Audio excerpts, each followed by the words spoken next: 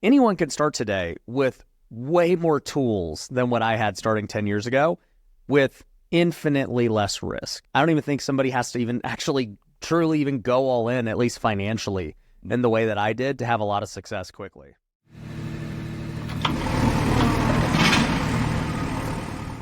What's up, everybody? Mason McDonald and Dan Haberkost here with a little bit different of an episode than we usually do. We actually got to go out to Las Vegas and record this episode in person with one of our friends and people within the real estate investing industry that we've both been following for years and years. But before we intro our guest, Dan, how are you doing? I'm good. I really enjoyed this interview. It's definitely someone we've wanted to talk to for a long time. I struggled with wearing long pants in Las Vegas for some of our adventures, but other than that, it's a cool city. So this was fun. Yeah, it is very, very hot there, and having to go to nice restaurants and wear grown-up clothes is difficult for Dan Haberkost, who lives in, now that he's in California, basically a bathing suit and just surfs all day. Doesn't even work. Exactly. Just kidding. Exactly. But today we had the privilege of interviewing Ryan Pineda. Ryan and I have gotten to know each other over the last few months. I've been using his social media ads within my own land business through his company, Lead Kitchen. Ryan has been involved in over $100 million of transactions and investments within real estate since 2010. He's a former professional baseball player and now an avid golfer, which he's very good at golf, and it's very frustrating to play with him. But Ryan has created multiple 7- and 8-figure companies within the real estate investing world, social media world, technology world, and he does live in Las Vegas with his wife, Mindy, and their 3 children. And without further ado, let's bring Ryan in. All right, Ryan, good to have you on the show. Yeah, thanks for coming by. Mm-hmm. Absolutely. So we've been excited. We both listened to your podcast a lot. You went golfing with Mesa recently. We just interviewed Javi, your COO, and we wanted to dive into the last couple years, right? The real estate market changed overnight. Interest rates skyrocketed. Talked a lot about the challenges in your flipping company, Home Run Offer. Can you tell us about how getting through these last couple years has changed how you think about and approach your business going forward? Yeah, it's a good question. For me, I got started just being ultra risky and, just being okay with it, right? I leveraged debt. That's how I got started, maxed out credit cards. And, I ran that playbook for probably 7-8 years and it was just fine. Now, did I have losses along the way? Yeah, but they were never significant. But yeah, when rates doubled, I'd never been a part of that. Well, no one has. No one's seen it double that quickly. And it was painful, man. Like I said, I lost a few $1,000,000 dealing with it. All my investors got paid, thankfully, but it was a big hit personally. And a lot of people don't even realize, too, it's like, oh, man, you lost a few $1,000,000. But you got to understand, too, from a cash flow perspective of how it kills you because, on those deals, we're expecting to make a few $1,000,000. And so when you're projecting to make a few million, you lose a few million. Now you've got like a $5 million gap. Mm-hmm. So, yeah, that was painful to navigate and deal with. And so I learned a lot of lessons through that. I learned that, number one, you definitely got to make sure you have enough reserves in your business. And thankfully I did. If I didn't, I would have been screwed. Number two, it taught me that you don't need to keep going all in just because you had to go. Like everyone has to go all in to start in almost every case. And you probably want to stay all in for a period of time while you're building. But at some point when you've achieved like a lifestyle or a thing that you're looking for, it's probably wise to start taking some chips off the table, to start being less risky and everything else. And I'm not saying take your foot off the gas. Just like don't have $20 million of hard money loans out. Like I didn't need to do that. Mm-hmm. So yeah, I've learned a lot. Mm-hmm. Yeah. Well, so to that end, you're starting, you're broke, it doesn't really matter. You might as well go all in, leverage, and work yourself up until you get some traction. But how do you think about now going forward, reevaluating, right? Let's say next 3, 4, 5 years, market picks up, it goes well, but how do you make sure you don't repeat that where you get to the next level and stop it, evaluate, and take some chips off the table? Yeah. Well, I've changed my entire business model, and this is how we're teaching people to do it even today who are brand new. 10 years, it's funny, right? Like you hear about like the old timer stories, right? They walked to school uphill twice, right? And it's like, yeah, we did have to do things a different way when I first started 10 years ago. I did have to max out my credit cards. I did have to buy flips. I did have to, take all these risks. But today, we're teaching a method that we call cash flow 2.0. And it's like, I just got done teaching on this, but anyone can start today with way more tools than what I had starting 10 years ago with infinitely less risk. And so I don't even think somebody has to even actually truly even go all in, at least financially, in the way that I did to have a lot of success quickly. Something that you've built here is an ecosystem of multiple businesses where regardless of market cycle, you're going to have a certain amount of cash flow coming in. And I think that's what you've been teaching for a while now of don't worry about going out and getting a rental property that might pay you $100 a month. Figure out how to actually make money, and then you can kind of invest passively. So how have your own experiences really helped you navigate the education space to effectively and ethically teach people what really works today? Yeah. A lot of people teach whatever they sell, right? And so it's interesting because when I started doing education, this was back in 2018, I just taught from the perspective of what I was doing, which at that time was mainly just flipping houses. It wasn't even wholesaling. It wasn't rentals or any of that. And then throughout the period, I started doing all the things. I started buying Airbnbs. I started buying multifamily. I bought land. I bought, so I've done everything at this point in real estate. And so, the coaching became very broad. It was like, hey, if you're just trying to grow as a real estate investor, come on in. Mm-hmm.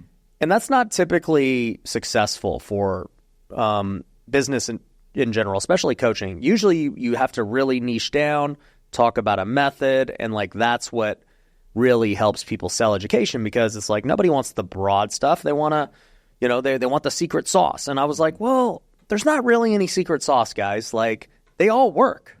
You just got to pick which one you want to do. And so, for me, that's how I built the company, the last bunch of years.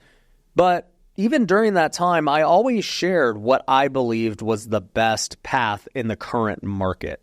So during COVID, I would tell all of our students, I was like, guys, buy all your deals.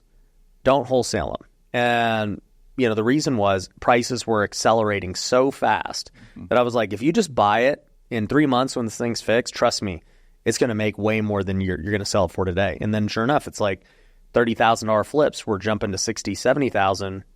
Nothing, just fixing them up. It's just how fast the market was moving, right? And then I remember there was a period around 21, 22 when we started selling to Open Door and the hedge funds. And so we told all of our students, hey, just wholesale to Open Door and the hedge funds. They're way overpaying. And so that's what they did. Then when the market turned, I said, stop buying flips. Like, you don't want to hold flips right now. This is bad news. And so, most people started wholesaling. We started doing creative finance, innovations. And then, today we're in a very unique situation in time because rates are, they're still relatively high compared to where they were. Marketing expenses are through the roof. There's still quite a bit of inventory, so things take a long time to sell.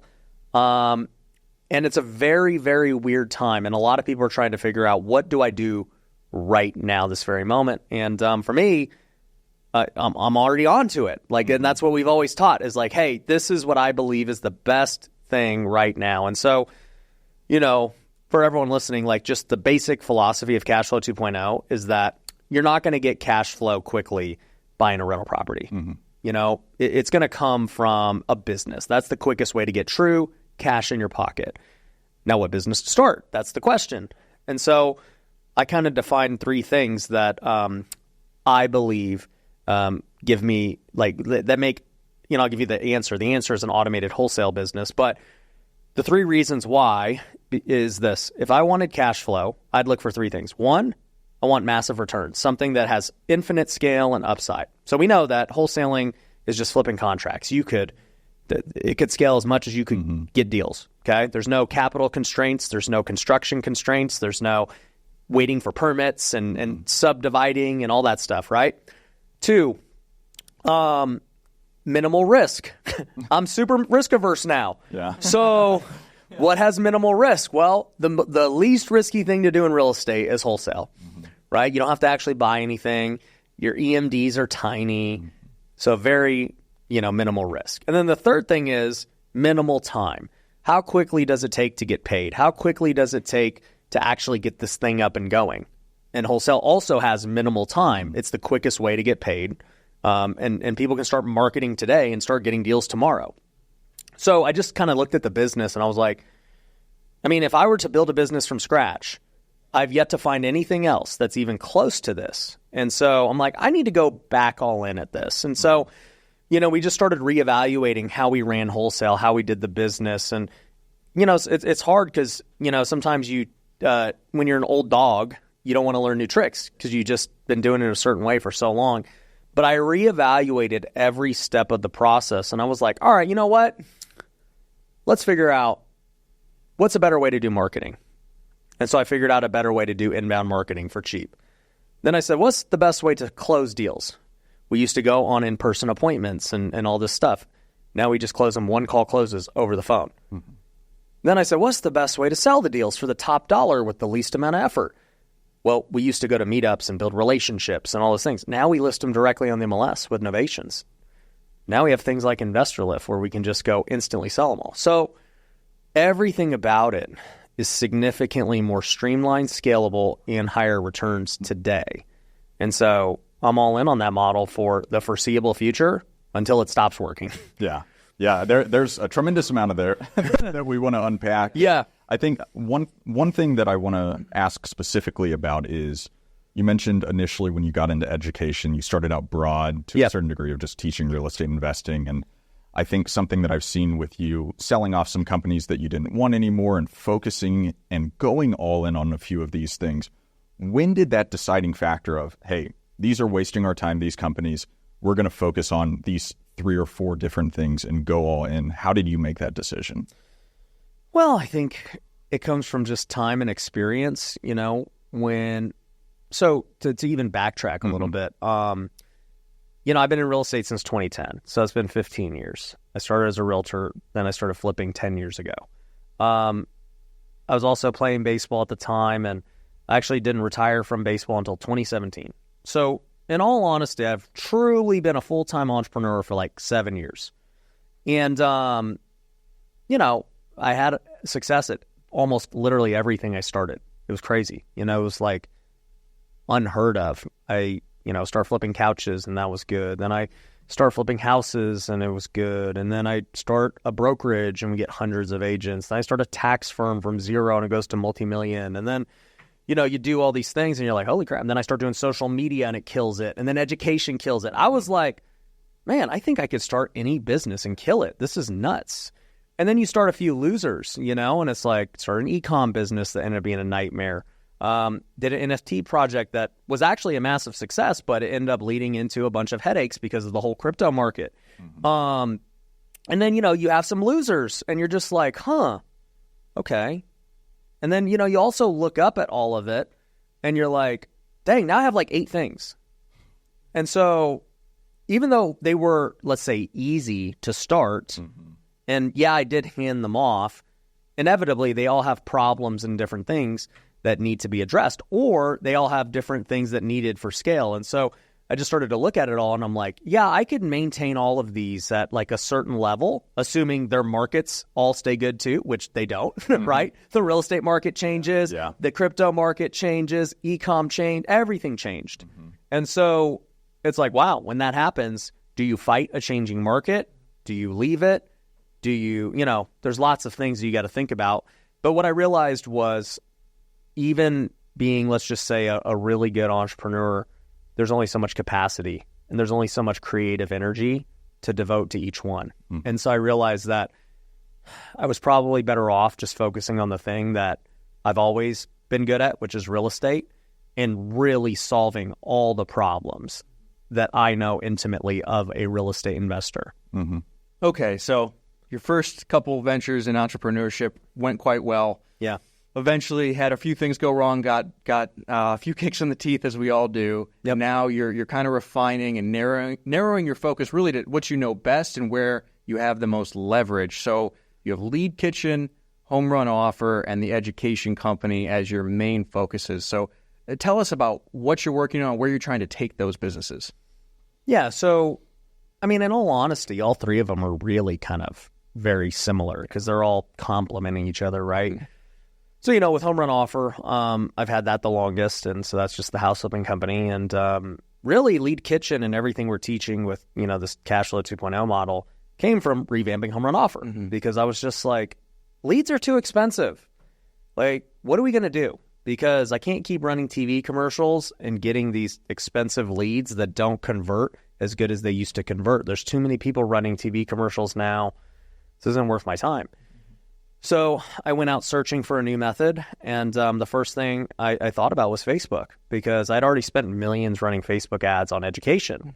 So I already knew how to make ads. I knew how to make reels, and I'm like, I've never thought about doing this for sellers. Like, I don't know why I haven't, but let's just do it. And then sure enough, I spent the next bunch of months like trial and error, perfecting and all these things. And I spent hundreds of thousands building it out that eventually I ended up breaking even on, but we made a lot of mistakes, along the way. And but I knew I'd seen enough to see the potential. I was like, we just got to really refine this with the ads, with the copy, with the target, all the things that go with it, right?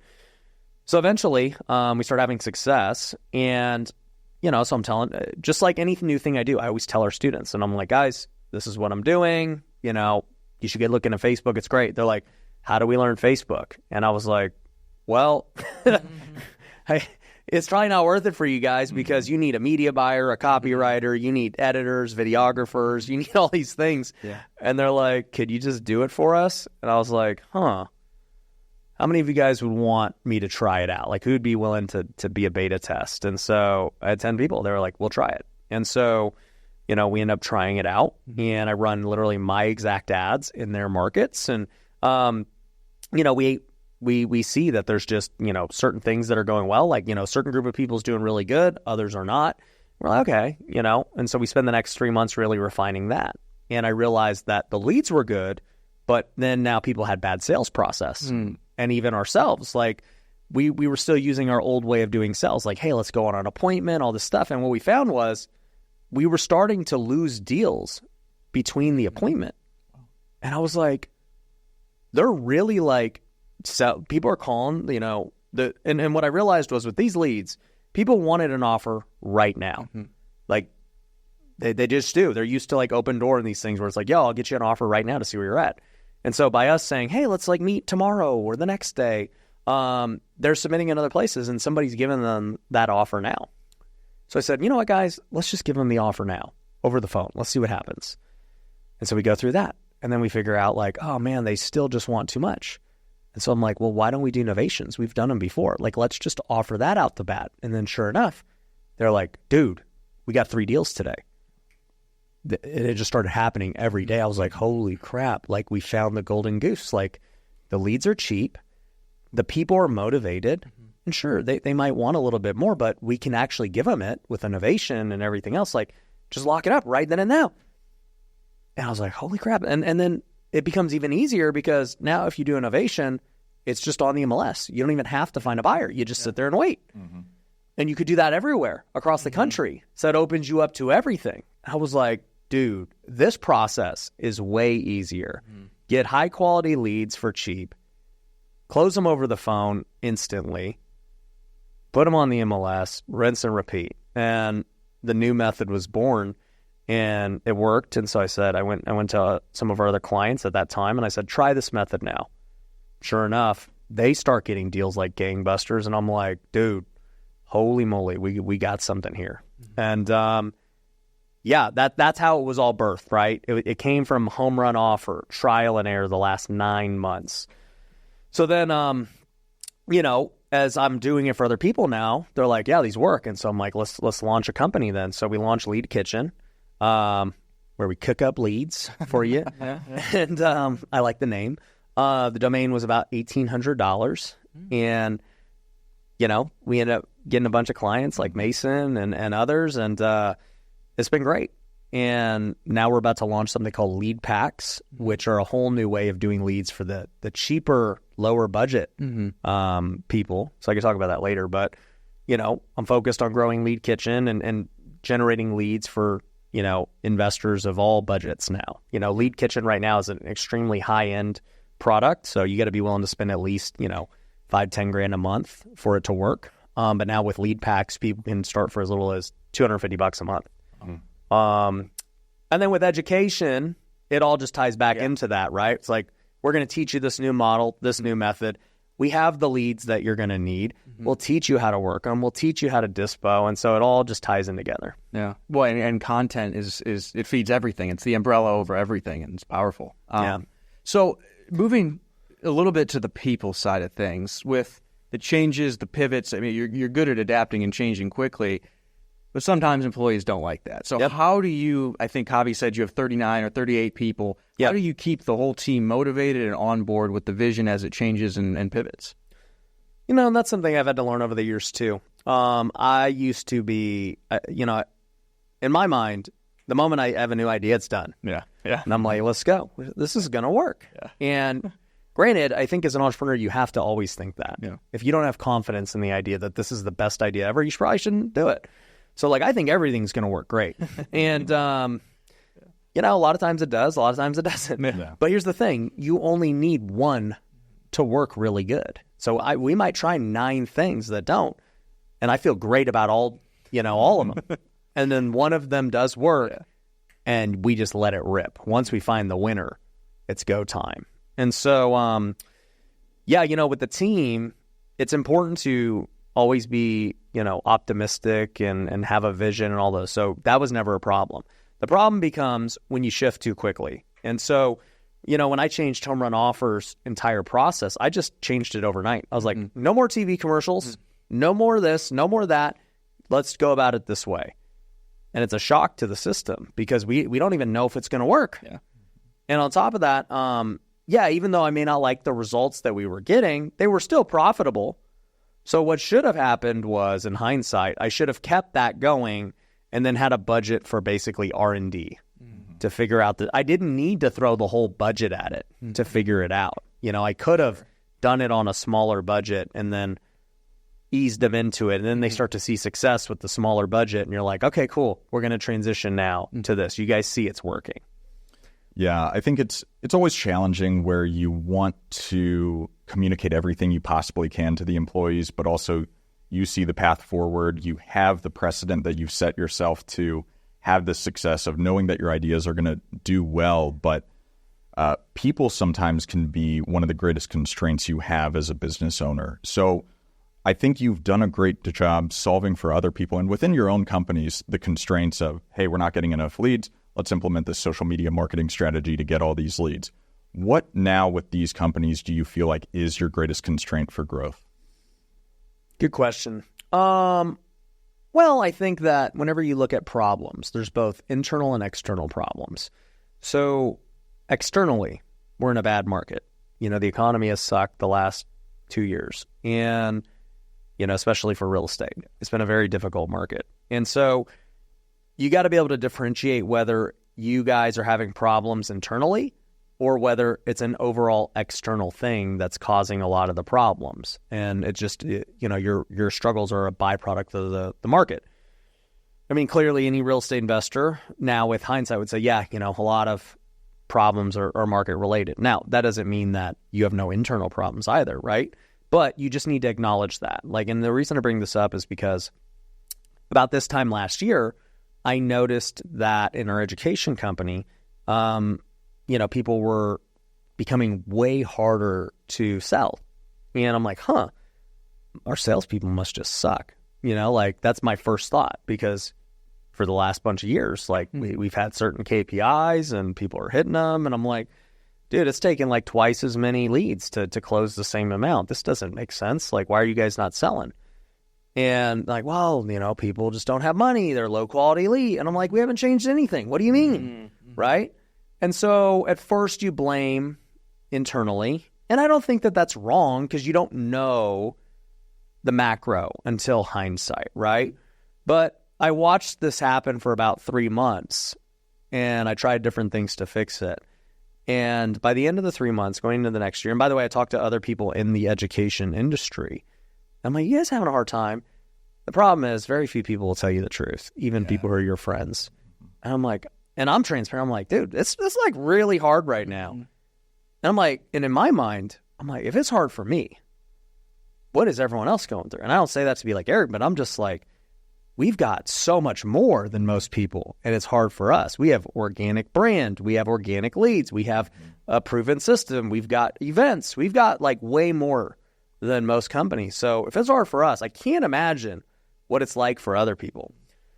So anyways, after 3 months of trying lots of things and getting frustrated with the sales team and getting mad at them and trying to redo things and yada, yada, yada, I finally came to the conclusion that it wasn't them, that the market and the macro had shifted.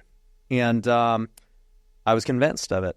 And I told everybody, you could go listen to podcasts back then, a year ago or 9 months ago. And I said, yeah, I basically think that most education companies right now are going to go out of business, especially the real estate guys. And, you know, a lot of them are friends, but I just believed it because I saw how hard it was and the old things weren't working anymore. And so I set off on this adventure to find the solution. And so I changed our entire business. And I went from just a thing where it's like, hey, we just sell high ticket, you know, 10K, 25K to, hey, you can join for $3. You could, you know, 97 a month. Hey, we got services. We got CRMs. We got softwares. Hey, we got leads now. I flipped everything and basically became a low ticket service company. And, you know, today, if you look at our offerings, you know, like our coaching program is not coaching anymore. I mean, it is coaching, but that's what it used to just only be. Now, if you join a coaching program, you get leads, all our softwares, CRM, coaching, everything. Nobody else has that. Yeah. You don't give you leads when you start something. Like, they don't give you all the softwares, and it's still the same price. And that's what's had to happen in order to stay in the game, because you have to deliver more because people are less willing to part with their money. You know, it's supply and demand. When money's abundant, people will spend it. When people get tight, you better provide way more value if you want them to spend it with you. And I just knew other people weren't going to do that, and they couldn't afford to do it. And so my prediction was true. A lot of people are now out of business, and most are out of the game. That's why you don't see too many ads for it anymore. That's why you see less events. That's why you see everything. And I actually believe, and you can put it on this podcast, I actually think it gets way worse next year for a lot of these guys in education. But nonetheless, that's an example of, I thought it was internal. I realized it was external. And it took time to realize that. Now, that being said, what kind of internal problems do we have? How much time you got? So, yeah, it's always problems. Oh, yeah. No, it's always trying new things, right? Yeah. So one thing I had to do the last 12 months, and it was painful, was lean out.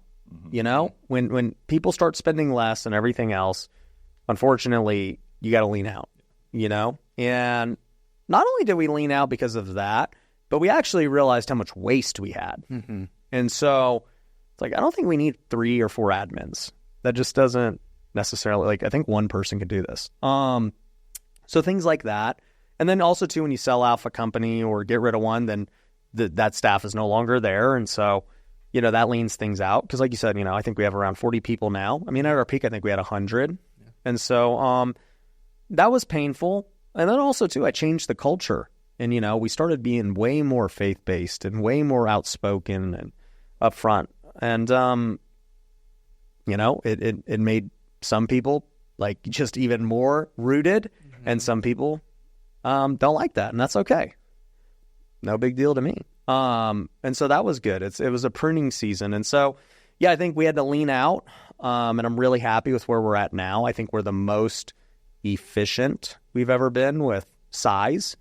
I think that our products are better than they've ever been. I think that from a strategy standpoint, with all the businesses, they all have great vision and strategy now that is innovative, and as long as we execute, should just crush. But I would say, you know, at this point, what is, like, I guess, the current things that I'm working on? What are some current problems to solve? I I would say cash flow is always a problem. Even this model's called cash flow 2.0. Because, right now, currently we're in the winter. So we know real estate's slow in the winter. So it's just what I always think about in Q4 is like, all right, we just kind of know it's going to be slow. There's less transactions, it's the holidays, people are spending on that and all these different things. And so, yeah, my current concern this quarter is cash flow. Yeah, I think that's all of our concerns all the time. All the time. Yeah, it is. It's an all the time concern, but yes. Yeah, a few things. And first, your transparency is what makes you such a valuable resource to so many of us, where you're willing to share your losses, your wins, and everything in between, where you know that if you're in business, you're going to have losses at some point.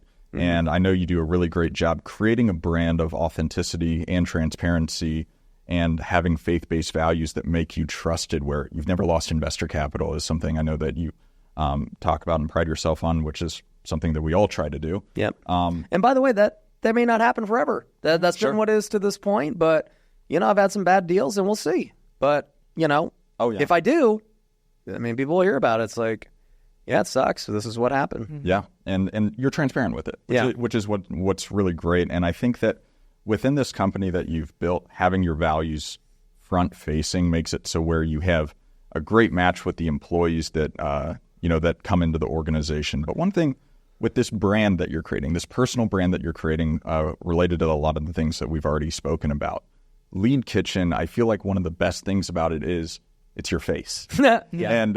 His beautiful face. But whenever you're building a company to sell, sometimes it's challenging to build it whenever it's so person-focused. So how are you navigating that as you continue to grow and scale and potentially one day sell it? Yeah, good question. I've talked about this a lot behind the scenes with the guys. Right now it's not a problem because we're not even close to selling it or anything. And then I think, too, it's just good overall for the profits because I think you guys are going to get better leads. I think that my face getting more exposure is always good for just the overall brand. So I think it's a win-win all the way around. Like everyone's going to get cheaper, better leads. My face gets out there more. Why not do it, right? The alternative is I stop doing it and maybe the lead quality isn't as good. And then, my face isn't out there, but the benefit is, now it's sellable. I'm not even trying to sell right now, so it doesn't matter. So I do think that in time we will find a way, and we'll test it first so we test all the ads on ourselves first. So I think what we will test down the road as we start to explore, if God willing, everything goes really good and it's like, this business is making millions and millions of dollars, recurring revenue, like let's entertain an exit. Then I will start that process of like, okay, let's test on ourselves. How good can the ads be without me? Let's go friggin' throw Javi on them or something, Let's get some legit people in the organization to start making ads so I know how to make content or good. And let's see how they do. Yeah. And we will see when that time comes. But even then, by the way, like a lot of people, I have another belief. I think that's going to be less and less important in the next 5 years. As far as it, let's just say they call it having key man risk. Because if you look at the most valuable brands today, they all have massive key man risk. So like Mr. Beast and Feastables just got valued at like $1 billion plus. That's Mr. Beast. That's it. What do you... Prime has KSI and Logan Paul. And now all three of them just came together to do Lunchly. And it's like, they're driving all the traffic to these things, but clearly there's still massive value.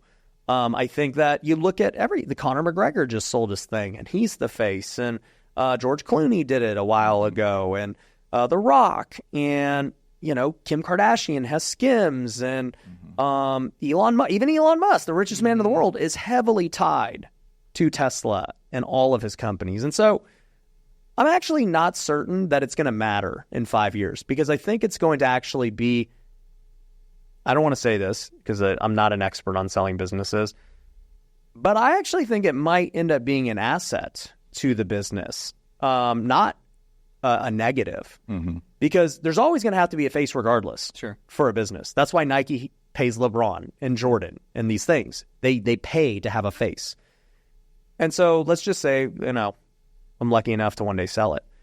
I'm certain what would happen in the deal is they would say, hey, Ryan, yeah, we're going to pay you out, but you're going to sign a contract to continue to make ads for the company for the next however many years. Yeah. And I'll be like, down.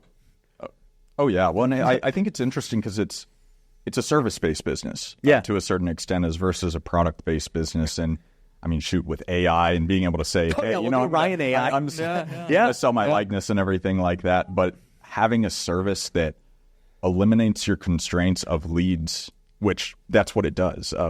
We've chatted offline about, the theoretical scalability of it into so many different industries, which doesn't make sense for Lead Kitchen because it's outside of the scope. Yeah. But having it as a fantastic service is the most important aspect of it, regardless of if you're wanting to sell it or just have it as a cash printing machine within your own company. Yeah.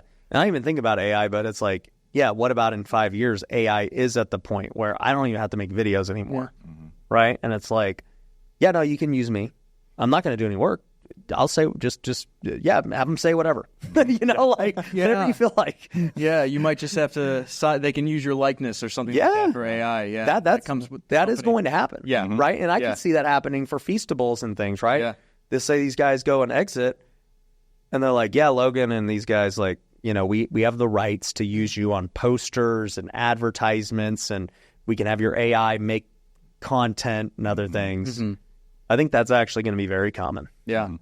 So I'm curious, from an outside perspective, seeing the kind of the consolidation and the focus really on those three companies now, I wonder, do you see a future maybe where it's just one company using your skill of marketing, some sort of marketing, speaking to the scalability of Lead Kitchen? Do you think that could be the case 2-3 years down the road where you are just scaling that to the moon or some iteration of that without the other companies? Yeah. I think there's a chance one day it could be a marketing company. And I'll always buy real estate. Sure. Like at the end of the day, whatever I make in active income, I'll reinvest into either real estate or businesses or whatever, right? But yeah, I think that could be a thing. Honestly, what I think is a probably more likely scenario is if I were to have a big exit with Lead Kitchen. And let's even say I was like, I don't know, maybe like, Ryan, because they're so all intertwined, we want them all. Mm-hmm. And they give me like a crazy offer. That'd be amazing. If it was a significant amount of money, which it would have to be in order for this scenario to even play out, I think there's a more likely chance that I would just go into ministry, and because at that point, it's all like I'm square. I've accomplished what I needed to accomplish in the world of business. And granted, I still have a lot of skills and all these things, but my heart is for ministry. And so, even those are my three businesses, we have our nonprofit with Wealthy Kingdom, and, we're doing great things over there, but I don't have the capacity to really go light that on fire right now. Sure. And so I think that if money was no longer an issue, period, then I would go focus my efforts over there. So two things I want to talk about there, but let's start with Wealthy Kingdom. Do you want to tell us a little bit about that and where you're taking it? Yeah, so it's our nonprofit for Christian entrepreneurs. So the goal is to bring the kingdom to the marketplace. So instead of trying to get people to go to church, let's just do like what we've been doing. Like, let's just create an environment where it's like, this is how Jesus, would want it. And so that's why we do at our normal events, we do worship services, and we do, I bring pastors in. We've launched over 70 Bible studies across the world that are going every week. And we do just different events. And so, there's a lot that's I want to do there. But right now, it's in its infancy. It's only a year old. And I'm curious your thoughts here. My dad was a pastor, grew up in a very, very, very conservative, old school Christian family. How do you think about money, or what would you say to Christians about money and building a business? And of course, there's guilt there for a lot of people. How do you think about that? I'm curious. I think it's stupid. I think that Christians who have a poverty mindset don't actually read the Bible. Nowhere in the Bible does it say to be broke and live off nothing and all these things. In fact, when you start to read Acts and other things, you realize that so many people in the Bible had wealth. Solomon was the richest person to ever live. But on top of that, you look at even Jesus. The people are like, well, Jesus, he was a carpenter. He's a humble carpenter. He didn't have anything. No, he wasn't. Like, yeah, he was humble, but they had every resource in the book. They had crowds following them throughout his ministry. Judas, who betrayed him, was the treasurer. You don't need a treasurer unless you got money. And by the way, Judas was stealing from them, and they didn't even know. So there's no count that they ever ran out of money, and like had need. Sure. And then even you see the book of Acts, all these wealthy Christians who are supporting the church and helping it build. So, the poverty mindset of Christianity is just not even biblical, number one. Number two, I understand the problem of, you can't pursue both God and money. And it's true. I think that, Matthew 6:33 says, seek first the kingdom and his righteousness, and the rest will be given to you. And so it's an order-based thing. At the end of the day, if you seek the kingdom first, you ain't got to worry about everything else. It'll just come, right? But the problem is people seek money first. They seek fame and business and status first. And then they're like, oh, do I have time for God? They're doing it opposite. Sure. And that's what is sinful. That's the problem, because now money becomes the God, because that's what you're seeking first. The easiest way to relate it is like a real estate business, okay? So there's real estate investors here. Like, would you seek first, trying to go get leads, and then that will lead to sales and deals? Or are you all of a sudden just like, I don't know, like, I think I'm just going to go start talking to random people and trying to sell them. Mm-hmm. It's like, no, that's not the order. You find the people you want to talk to, then you talk to them. Mm-hmm. So everything in life has sequence and order.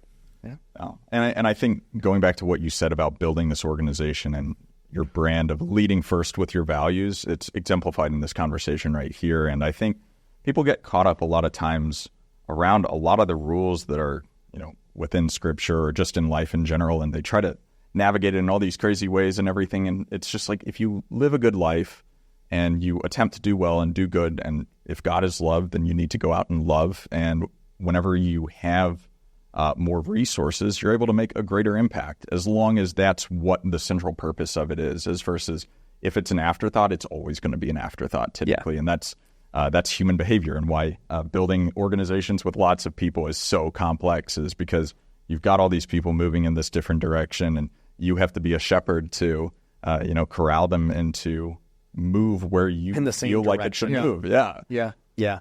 If we're all scattered and he's going over here and she's going over here and I'm like, hey, where's everyone? Like, guys, we're over here. Mm-hmm. Like, it's not going to work. Yeah. Yeah, absolutely. And I love that you brought scripture into real estate investing too, which is I do it all the time. It's on brand.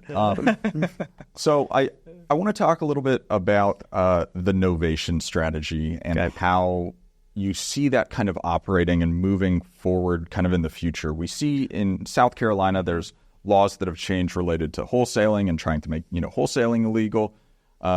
And governments can sometimes take your business ideas and squash them up and throw them away. Yep, I've seen that. Explain novation agreement and how you see this being a long-term successful business method or operation.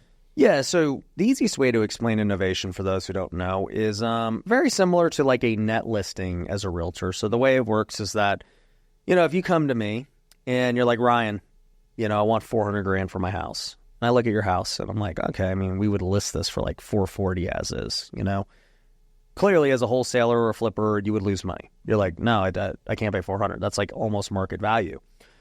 So traditionally, wholesalers and everyone else have shied away from that deal. They're like, no, I ain't doing that. Like this, I can only pay you $350,000. And that's why they struggle to convert, because majority of people want to sell. I tell this to people all the time. There's a difference between distressed and motivated. Mm-hmm. Distressed, there might only be 2% of sellers that are actually distressed. They're in foreclosure. They, are getting divorced. They got to sell tomorrow. Like, that's distress. And what's funny? Distressed people aren't even always motivated. Yeah. Yeah. You get people that are in the worst situations and you're like, bro, you need to sell right now. And they're like, nah, they can take it. They've given up. Yeah. Yeah. And we're like, are you serious? Mm-hmm. So they're not even motivated, right? Then you have the other 98% of sellers who are actually motivated. They're like, dude, I want to sell my house. Now, they're not distressed. They don't need to go take a low offer, but they're motivated to sell. And so at the end of the day, what I realized was, man, if you could cater to 98%, that's way easier than fighting over the 2% that every other wholesaler is. And that's where novations come into play. So let's just take for the example, this guy who wants 400, it's like, all right, if I gave you 400, this is literally our pitch. If I gave you 400, do you care who buys it? You're going to say no. Mm-hmm. Yeah, I don't care. I mean, as long as I get my 400, I'm good. It's like, all right, well, to get 400, I mean, that's pretty close to market value. Like, we're going to have to get a retail buyer. Now, let me ask you a question. If I could get you somebody, here in the next 90 days, and I guarantee the 400, you don't have to pay any realtor fees. You don't have to fix anything up. You don't have to deal with any contracts or negotiations and all these things that you're going to have to deal with, on our normal deal. Would you be happy? And they're always like, yeah, that's not a problem. We're like, great, here's the contract. Mm-hmm. And so, we have a contract and we have some different paperwork that's needed for innovation, which basically gives us the authority to go out and negotiate on their behalf. So we get this paperwork signed. We list it for 440. They've given us authority to do so. They're going to get 400K.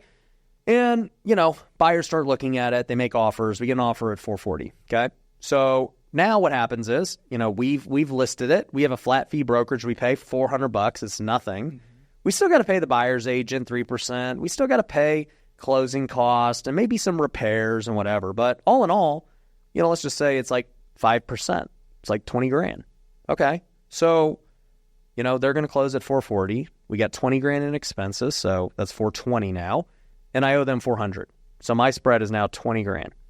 And that's innovation in a nutshell. It allows you to still capitalize on a deal where the seller wants to sell. They want convenience. They're willing to wait a little bit, and they don't want to deal with realtors and all that other stuff. You're now able to monetize that deal. And that deal is so common, way more common than distressed, motivated sellers. Yeah, and I encourage you, if you're listening to this, go take Ryan's Novation Academy. The paperwork that they've put together makes it so where it's actually a legitimate agreement as versus a lot of people that are trying to go under the table, because the most effective tactic in sales is give people what they want. Just give them what they want. It's weird. Like, it's fascinating how it works. And I want to circle back a little bit to the education, because what you're doing is you're offering a turnkey business. Yep. You're giving them the leads. You're giving them the SOPs and systems and CRM to actually effectively manage the leads, the scripts to call them, which that's all the contracts, the disposition strategies, everything to do it.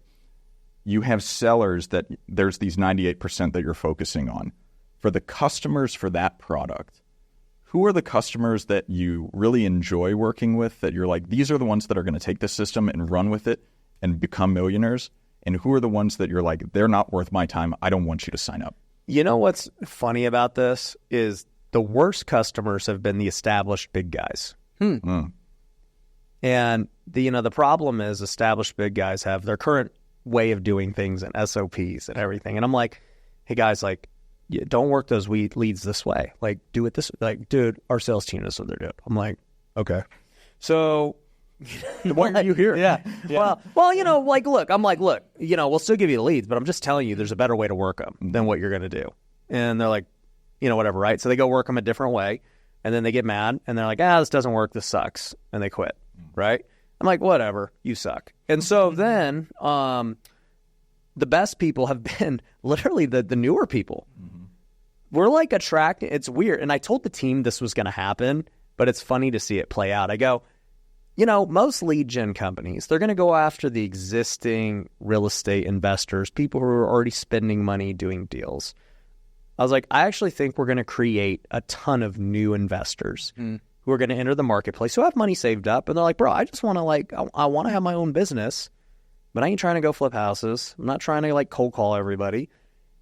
But I do know wholesale. It makes sense. I just don't want to deal with all that stuff. And it's like, all right, cool. I got something for you. And I'm like, just follow this. And they're like, all right. They're literally following it. And they're like, I actually can't believe this is this easy. And I was like, I still can't believe it either, because I've been doing this a long time, and it's not supposed to be this easy. It's funny. So when I hire new acquisition managers, I like to put them, if they're cold calling, in the most competitive markets, because it's almost like the ignorance is an advantage, where they don't know it. They don't have any preconceived notions. I like new guys that are good at sales but have no real estate specific experience. Yep. And then they just start closing deals because I told them they would if they followed the systems. It's the same thing. And so it's funny. Kind of to that end, I haven't really figured out how to not, 6, 9, 12 months in, they always start to get a little stagnant and a little bogged down in their ways. Yeah. I don't know if you have any solutions there or anything to keep that kind of that newbie mindset where they just execute, where they don't overthink it and they just execute. I tell all of our students this too and all the clients. We have a sales training call every Tuesday at 9, and I'm like, bring your whole team on the call.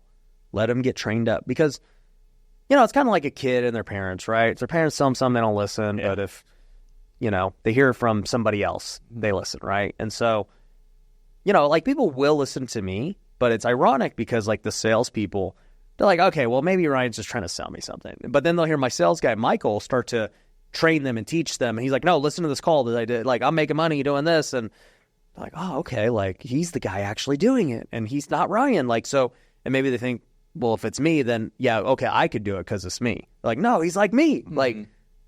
Okay, if he can do that, he's working. We have the same leads. Mm-hmm. Mm-hmm. We're doing the same script, and he's getting results. This must work if I just follow it. Yeah. Did you start doing innovations yet? We have a few. Yeah. Yeah. I mean, it just makes sense of it. Were you doing it before, or you started doing it after? Started doing it with your paperwork afterwards. Yeah. Of what we would typically do is our contract almost is a novation agreement of it's marketable, assignable. You have the right to list it on the MLS, and the seller acknowledges, hey, we're purchasing it for the intent of resale. Yep. However, I think with the way that you guys have created the paperwork of giving you legal authority to make a lot of these decisions, and you're very transparent of walking them through the process, it increases your legitimacy. It scares off some people, obviously, but they're not the ones that you want to. They were going to be problems down the road anyways. Mm-hmm. Yeah. So it's been super effective. And Ryan, to switch gears a little bit as we move towards the end of the show, something that Dan and I have struggled with, and we're interested in your insights of you've made it to a certain extent. You've created some really incredible businesses. You've made a personal brand and a name for yourself. It's sometimes hard to find people that are, give or take, around our age, late 20s, early 30s, that you can have these meaningful discussions with. Yeah. What rooms are you going in where you feel like you're not the smartest person in the room? Good question. It's the room next door in my podcast studio. Yeah. I'm serious. These guys come in every week that are just extremely high-level people that I get to interview. And, I've said this before, but that's one of the reasons probably the smartest thing I ever did was start a podcast. Once again, I've tried lots of things. Mm-hmm. Some have stuck, some haven't. The podcast was one of the smartest. And, I used to do just solo YouTube videos and house tours and content. But the moment I started doing the podcast, it gave people a reason to come here. And so the fact that I've had a guy like Cardone right here multiple times just hanging out. On Saturday, I had John Maxwell right here in this room. I had, the week before, this other guy and this other guy. And, it's crazy the amount of knowledge that I've had in this room. Mm-hmm. And so the podcast has been the biggest platform to learn things. And I owe a lot of credit to so many of my guests. And by the way, you talked about, the paperwork gives you legitimacy and all that. Mm-hmm. Bringing people here gives me legitimacy to all these guests because now they come along and they're like, oh, you actually do a lot of stuff. You got people and a bit. I'm like, what do you think I did? You think I just talked to a camera all day? That's the least important thing I do all day. Mm-hmm. And, so it's helped. And that's what's built deep. And that's the thing too. You go hang out with somebody for an hour, 2 hours talking on a podcast. Important people don't just do that. No. On the normal. Mm-hmm. If I was like, hey, Grant, you're going to be in Vegas, let's just go hang out for 2 hours at the bar, and he's going to be like, bro, I got things to do. But if I'm like, hey, Grant, let's do a podcast, he'll be like, all right, cool. Because it's beneficial for him and for everyone. And it'll spread. And he'll get sales. I'll get sales. We'll get investors. It's just great for everyone. So that's where I'm learning the most. And,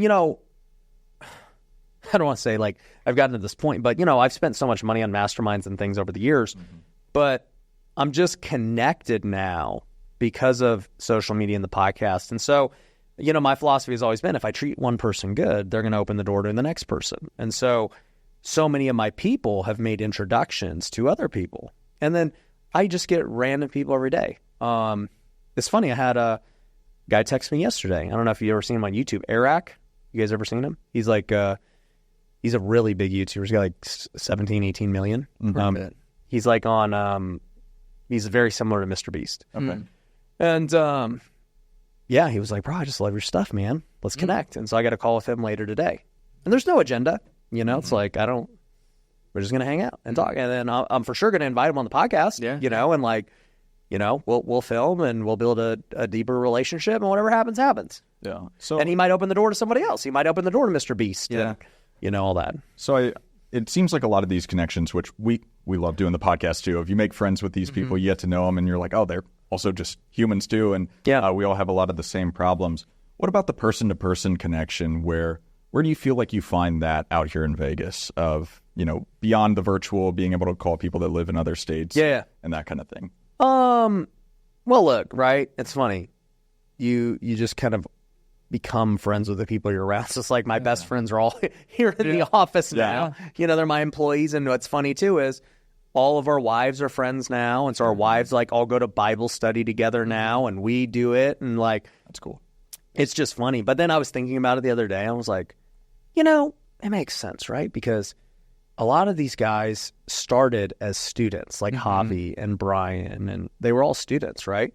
And then we developed a friendship, and then over time there became an opportunity, and then, they became part of the organization.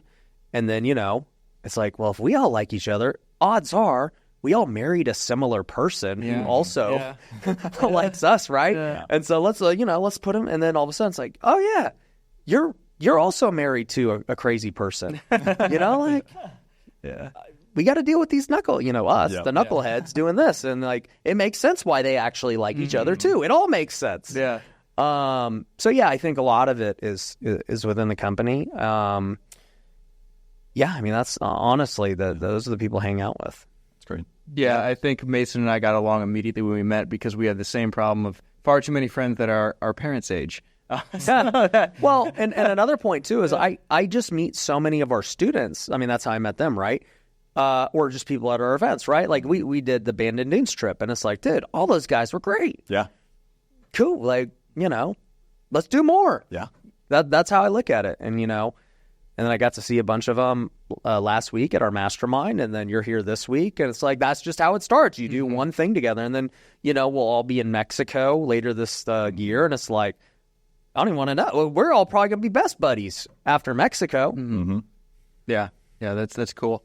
I wanted to backtrack. I know we're running out of time here, but when you mentioned if you exited for a big number, what you do, focusing on Wealthy Kingdom. Yeah. But what are you doing for your own personal investing? Because that money is just going to deflate, right? It's happening. So what are you doing there?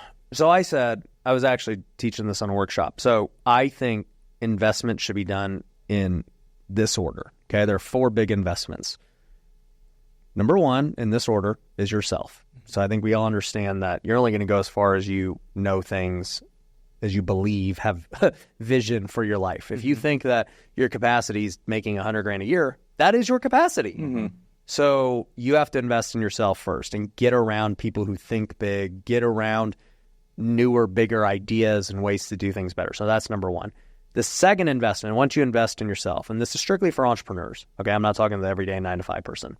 The second big investment is now in your business. So now I got to invest in my business, man. I need to get the infrastructure, the softwares. Mm-hmm. I need to start getting leads. I need to really get everything dialed in for my business. Because my business at the end of the day is my biggest cash producing asset. It's not my rentals. It's not anything. It's just literally the day-to-day business. That's what makes the money. Richest people in the world all own businesses. Yes. That's how they got rich. Okay, so second is business. Third then becomes people. So now that I've got a business and a machine, I got to invest in people now. I need to get more hobbies. I need to get more of these people, more salespeople, more great content people, because that's going to amplify my best asset, the business, right? So I need to invest now in people. Then fourth becomes the thing that everyone defaults to, which is, okay, now I need to invest in other assets that I honestly can't really even impact. It's like, can I control the price of Bitcoin? No. Do I think Bitcoin's going to go up? Yes. Okay, I'll invest in Bitcoin. Rental properties. Yeah, sure, I can control it initially and get it fixed up and buy a good deal. But after that, it just is what it is. There's nothing I'm doing really that's influencing that thing. Sure. Stocks, I have no influence over that. So I think those, let's just call them the more passive things, that's the last thing you invest in. Okay? So for me, what am I currently investing in? It's still the top three. Like, do I still buy rentals? Sure. Do I have stocks? No. So, I'm constantly reallocating resource into the business, into hiring, into more leads. That's going to make me way more money overall. Yeah. I that was a leading question because I was the person that listened to Bigger Pockets and I wish 7 years ago someone could have said, no, start an active business. Maybe one house hack to get your overhead down so it's easier to start the business. But the rentals, the long-term buy and holds come last. Scale your income first. So by the way, I didn't even properly explain this, but that's the whole premise of cash flow 2.0. It's that, no, you don't buy that first. You build a business that produces cash flow. That's where you're going to go retire and make true money. And so then the question just becomes, okay, cool, I understand business is what matters first. So what one do I start, or what one do I buy? And that's the question. Yeah, man, when people ask about cash flow on like duplexes and fourplexes, I'm like, you don't have, it's a tax mitigator. It can appreciate, like there's positives, but the cash flow is at the bottom of the list as far as positives. Robert Kiyosaki kind of screwed it for everyone. But the thing was, Robert was right. So I've been saying this too. I'm like, a lot of the things you've learned and read over the years, they were correct at that time.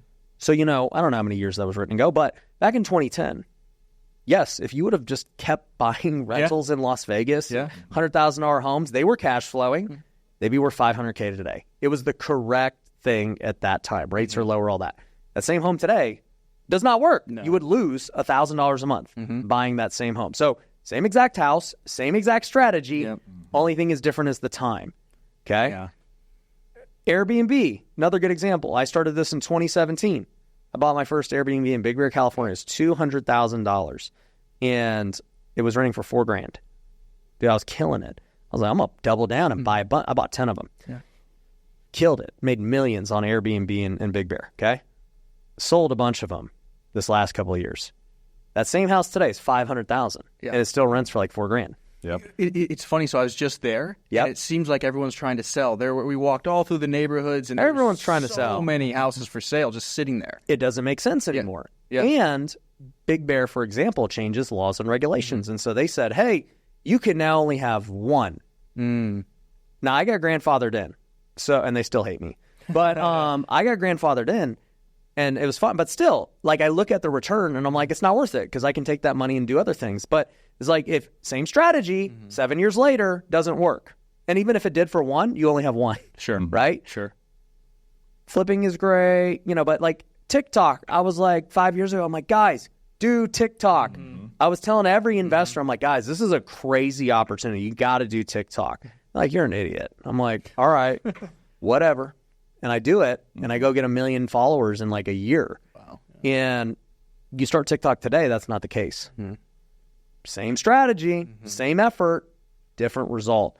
Timing is so important when you're doing a strategy.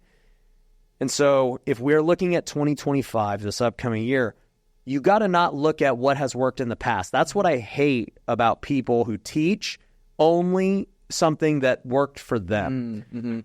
As far as they're so like, this is the only way. You got to buy rentals. Look at me. I have 100 rentals. I have all this passive income. Great, dude. You've had them for 20 years and you bought them when they were nothing. Would you do that today starting out with the prices, the rates, everything? No, that's stupid. There's way better ways to make money today because not only that, there's new technologies, there's new strategies, there's new innovations. That's not the best way today. And people don't talk about that. I think so many people in life or in the real estate community or the social media community have so much self-certainty of the way they did it was the right way as versus this is what worked for me and here's the context of why it worked for me as versus I mean, I wish I had bought Bitcoin in 2011. It was, and and the thing is, I can still buy Bitcoin now, and if it's I think it will still get you a return in the next 20 years. Yeah, exactly. But you ain't gonna 100x it. No, like it did. And I think that right there is there's a difference between investing and creating a business, and you have to invest in your business. But what we talk about all the time, the three of us at least on the show already, of what we're focused on more than anything is cash flow. And you need to build these businesses to create cash flow. And one thing I want to circle back to that you mentioned that we didn't expand on yet was lead packs. Can you talk a little bit about that? Yeah. So that's an innovation. And what's funny is, okay, so like I'm a huge advocate for wholesaling. And by the way, it's like, dude, I was a huge advocate for flipping for all these years. And now I'm like, guys, I'm not even really trying to flip that much. It's like, you're the flipper. It's like, I'm not anything. I am a guy who just wants to do what's best right now at this time. That's what kind of guy I am. Yeah. So lead packs is interesting because there's never been a way for people who have very little budget to like really get quick leads and get high quality leads, because it was always like, hey, if you only got $1,000, you got to basically cold call and text. You got to pull data, and that's it. And if for anyone who's ever cold call and text, it sucks. Yeah. I've never met one person who likes it. Yeah. And you get cussed out. 99% of them don't even want to sell. And then the person you do is wishy-washy. There's tons of follow-up. Everything about it sucks. But guess what? You don't have a budget. Deal with it. I figured out how to solve that issue. So we have the new model with Cashflow 2.0. I'm like, okay, guys, we can all close over the phone, get inbound leads, do innovation, all that stuff. The cool thing about innovation is you can do it everywhere, right? Like you can do it nationwide. We're closing deals nationwide every week. And with that, we decided, I was like, you know what? I have like 20,000 leads in my CRM alone. Not even, we'll never sell our clients leads, but I personally have like 20,000 leads. And I'm like, my team does not follow up that good. Yeah. Okay. Yeah. They don't. Yeah. And I know there's money in them. I was like, you know what? What if I just repackage these? And instead of like trying to drip people leads, which is how leads are always been traditionally, what if I package them like a baseball card pack and give them a pack of cards right now? And what if it really was like a pack of cards where your next big deal might be in this pack? Yeah.